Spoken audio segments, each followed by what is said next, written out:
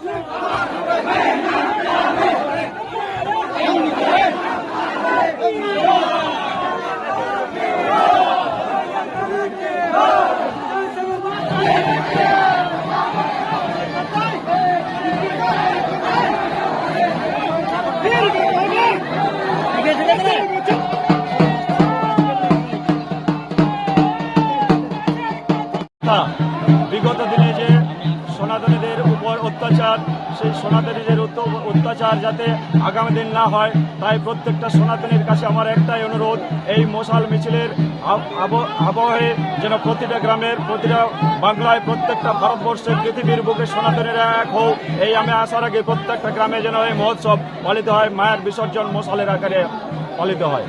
বলছি, আপনাদের তো বহুকাল ধরে চলে আসছে, তখন কিভাবে শুরুটা হয়েছিল?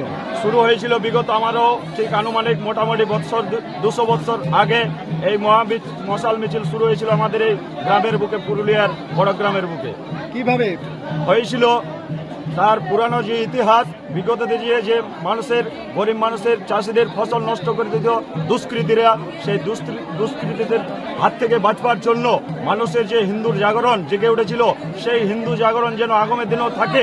ডাকাত দলের হাত থেকে বাঁচবার জন্য মানুষের এই মহামিছিল মায়ের প্রতিকৃতিতে মাকে সহযোগিতা নিয়ে তারা মানুষ একসাথে হিন্দু সনাতনী ধর্ম জেগে উঠেছিল। আজকে দেখা যাচ্ছে পশ্চিমবাংলার বুকে মায়ের মূর্তি ভাঙা হচ্ছে, প্রিজন মেনে করে মায়ের মূর্তি নিয়ে যাওয়া হচ্ছে। এখান থেকে এই মশাল মিছিল থেকে কি বলবেন?